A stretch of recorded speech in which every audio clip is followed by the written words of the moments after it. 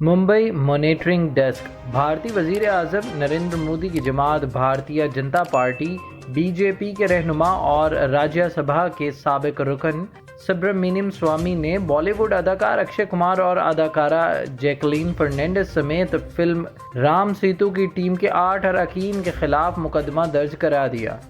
India times के मुताबिक सुब्रमण्यम स्वामी की तरफ से अक्षय कुमार और इनकी फिल्म की टीम पर झूठ बोलने और हक़ाइक़ मुसख़ करने के इल्ज़ाम आयद किए गए हैं।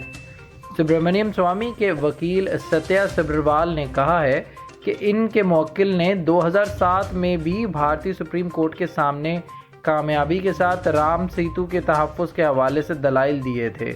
इस फिल्म की वजह से राम सेतु को नुकसान पहुंचने का अंदेशा है। अब इनके मुवक्किल को इल्म हुआ है कि राम सेतु फिल्म 24 अक्टूबर को रिलीज़ हो रही है, जिसमें हक़ाइक़ को मुसख़ करके दिखाया गया है। प्लीज़ हमारे चैनल को लाइक और सब्सक्राइब कीजिएगा और बेल आइकन पर क्लिक करें ताकि मज़ीद मालूमात का सिलसिला आप तक जारी रहे।